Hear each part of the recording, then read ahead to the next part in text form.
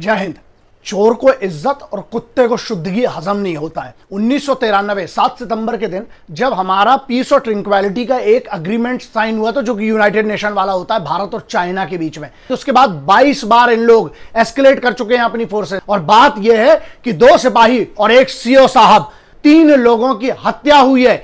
ये कोई भी किसी भी प्रकार के कहीं पर भी पीस और ट्रिंक्वेलिटी में तो आता नहीं है। पहली बात तो शुरू कहां से हुआ और इसका सॉल्यूशन क्या है वो समझना पड़ेगा सबको। 6 मई 2020 को इंडिया और चाइना के टॉप कमांडर लेवल की टॉक्स हुई। उसके बाद मिनिस्ट्री ऑफ एक्सटर्नल अफेयर्स ने अनाउंस किया कि हम लोग डिप्लोमेटिक लेवल से और आर्मी के लेवल से यह कोशिश करेंगे कि इसको सॉल्व कैसे किया जाए। उसके लिए हमारी टॉक्स जारी रहेंगी, आगे चलती रहेंगी। सबके नोटिस में आया था ये 10 मई को, लेकिन उसके पहले 5 और 6 मई को जो पेंगोंग त्सो लेक है उस पर इशू हुआ था। उसके पहले नाकुला करके सिक्किम की जो जगह है वो 9 तारीख को, उसके बाद 10 तारीख को इसको पहली बार छापा गया था। 14 मई 2020 के दिन जनरल MM नरवाने साहब ने यह बात कही। दोनों जो इंसिडेंट है वो दोनों अलग अलग है। उसके बाद जो मिनिस्ट्री ऑफ एक्सटर्नल अफेयर्स है उसके जो स्पोक्स पर्सन उन्होंने इंडिया में यही कहा और यही बात जो है वो चाइना में रिपीट करी गई थी। फिर 29 मई को अमेरिका के राष्ट्रपति डोनाल्ड ट्रंप ने यह कहा कि हमारी बात हुई है मोदी से और वो बहुत अच्छे मूड में नहीं थे। तो हमारे इधर की सोर्सेस थी, उन्होंने यह नकार दिया कि उनकी 4 अप्रैल के बाद कोई बात नहीं हुई है। फिर उसके बाद 2 जून को प्रधानमंत्री है वो और अमेरिका के राष्ट्रपति की बात हुई फोन पर। जून 2 को नेटवर्क 18 के एक इंटरव्यू में भारत के रक्षा मंत्री राजनाथ सिंह जी ने यह बात कही कि बहुत सारी बड़ी संख्या में चाइनीज यहां पर इकट्ठे हो रहे हैं। लेकिन एक बहुत बड़ा पॉइंट था, उन्होंने यह मेंशन नहीं किया कि वो इंडिया की साइड है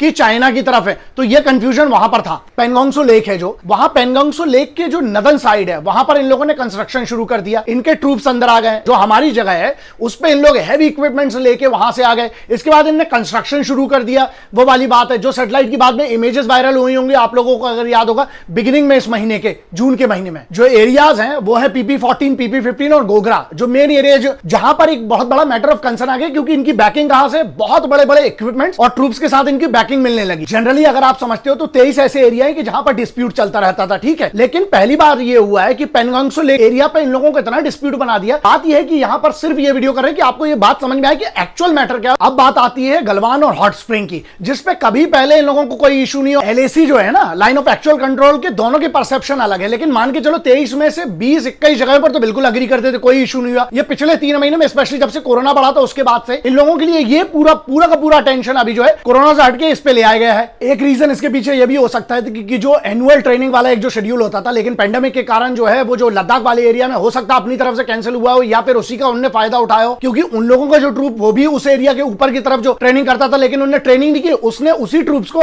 यहां पर डिप्लॉय कर दिया। ये एक बहुत बड़ा इशू है। लेकिन अभी की बात यह है कि इंडिया ने जितने की जरूरत थी उससे बहुत ज्यादा ट्रूप्स पहुंच गए हैं, उसमें कोई इशू नहीं है। बहुत सारी टॉक्स जो है वो लोकल मिलिट्री कमांडर्स लेवल पे हुई, जो कि मतलब कर्नल और ब्रिगेडियर्स। उसके बाद डिविजनल कमांडर्स लेवल जो होता है, मेजर जनरल लेवल का होता है, उस लेवल पे 3 बड़ी टॉक्स हुई हैं। जो पीस एंड ट्रिंक्वेलिटी हमारी तरफ से तो बिल्कुल उसको फॉलो करा जा रहा है, लेकिन इनको कौन समझाएगा। जब यह देखा गया तो मेजर जनरल लेवल के जो हमारे अधिकारियों की जो दोनों तरफ से टॉक्स हुई, जब उसका कोई कंक्लूजन नहीं हुआ, उसके बाद कोर्प्स कमांडर लेवल पे यह बात करी गई है, पिछले शनिवार को हुई थी। उसके बाद यह हुआ है कि दिल्ली और बीजिंग दोनों तरफ से उस लेवल पे भी बात करी गई। 1967 के बाद एक भी मतलब गोली नहीं चली थी। चाइना ने इतना बड़ा प्रोपेगेंडा, बिकॉज वो जाने जाते हैं साइबर प्रोपेगेंडा के लिए, उन लोगों ने वो वीडियो क्लिप्स बना के कि इंडिया हमारी तरफ से, मतलब उनके हिसाब से इंडिया उन पे चढ़ रहा है। बहुत सारे वायलेशन जो है, जो SOPs के वायलेशन इनने किए, लेकिन उस पर कोई बात ही नहीं करता है। देप्सांग 2013, चुमार 2014, डोकलाम 2017, ये इनने उस समय भी सर्कस हुआ था। इन लोगों का ये चीनियों का ही नौटंकी रहा है। मिलिट्री लेवल पर, डिप्लोमेटिक लेवल पे बातें हुई और वो नॉर्मल हो जाता था।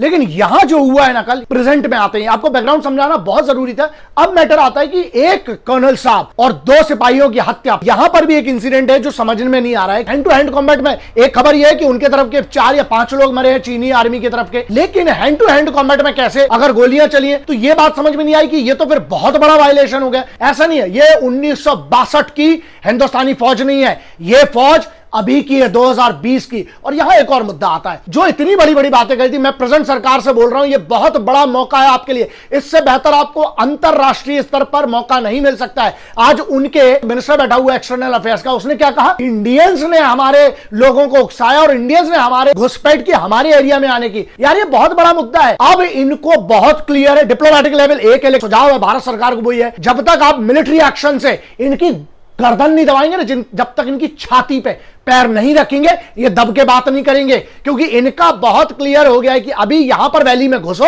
और इसके बाद, क्योंकि इनकी क्यों हवा खराब है, हाइट हमें मिल रही है क्योंकि हमारे पास बेनिफिट्स है, हमारे पास स्ट्रैटेजिकल जो पॉइंट्स है ना वो ये लेना चाहते हैं और पूरे कोविड-19 से सबका ध्यान हटाना चाहते हैं। और दूसरा एक मैटर है, बहुत सिंपल है भाई, जब तक ये मार नहीं रहे थे बात अलग थी, लेकिन अगर आज आपने रिएक्शन नहीं किया तो यहां बहुत बड़ा सवाल उठ जाएगा। और एक और बड़ी बात यह है, चाणक्य ने बहुत पहले कहा था, कृते प्रतिकृतम कुर्यात हिंसने प्रतिहिंसनम तत्र दोषो न पतति दुष्टौ दुष्टम समाचरित। इसका जिस्ट ये है कि दुष्ट के प्रति, यह जो हिंसा करने आया है उसके प्रति हिंसा करना कोई अपराध नहीं है। इनको घुस के चीनियों को मारना पड़ेगा। पाकिस्तान जैसे चिंदी चोर को हम जवाब देते आए हैं, बात अलग है, लेकिन अब बात है चाइना को जवाब उनकी भाषा में देना पड़ेगा। आप मोराइल डाउन हो जाएगा वरना फौज का। मुझे यह भी पता है, अभी आधे घंटे पहले राजनाथ सिंह जी की, सीडीएस साहब की, उसके बाद ऑल आर्म्ड फोर्सेज के तीनों चीफ की, एक्सटर्नल अफेयर्स के जो मिनिस्टर है उनकी, सभी की बैठक हुई है। देखिए, आप डिप्लोमेटिक लेवल समझाइए, लेकिन आर्मी को अब आपको छूट देना पड़ेगी, because the army is suppose to retaliate right now. आप एक सीओ लेवल के आदमी के मरने के बाद आप चुप नहीं रह सकते हैं, ठीक है। और दूसरा एक और बहुत बड़ा यहां पर कंसर्न है, अब तुम लोग जो व्यूअर्स है, जो इस देश के नागरिक, वो एक बात ध्यान रखना, हमें एक माहौल बनाना पड़ेगा। अगर दबाव की जरूरत है तो दबाव बनाना चाहिए सोशल मीडिया पर आपको, लेकिन ये शहादतों को आप बर्बाद मत होने दीजिएगा, क्योंकि वो मरे हैं हम जैसे सब लोगों के लिए कि यहां पर इतने पेंडेमिक के माहौल में हम सब सुरक्षित रह सके और हमारी जमीन का 1 इंच भी वो चीनी ना ले सके।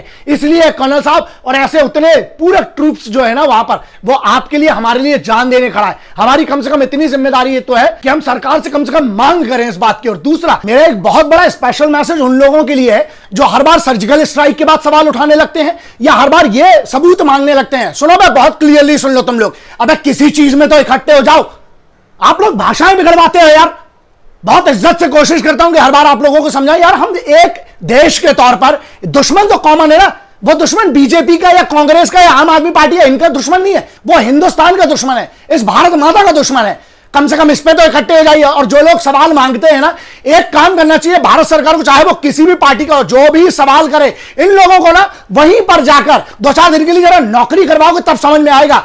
रहोगे उधर पे तब तुम्हें अंदर से ना हवा निकलेगी तुम लोगों की, तब समझ में आएगा। तो इसलिए अभी से सुन लो ये बात, और सुनो, जिनको लग रहा है सोशल मीडिया की ताकत समझ में आ जाएगा, तो इसलिए जो सिपाहियों की शहादत है उस पर सवाल, भारत की एकता अखंडता पर सवाल और भारत की राष्ट्रीय सुरक्षा, इन तीनों चीजों को छोड़ दो। और जो सबूत मांगते हैं यार, तुम लोग को शर्म आना चाहिए। अभी इकट्ठे हो जाओ। वतन जिस हालात में है अभी सबको मिलकर लड़ना पड़ेगा, वरना कल जब ये घुस के मारेंगे ना, तब ये नहीं पूछेंगे कि तुम किस पार्टी से हो। फिर जब गोली ठोकेगी तब तुम अपना पार्टी का झंडा और डंडा दिखाते रहना फिर।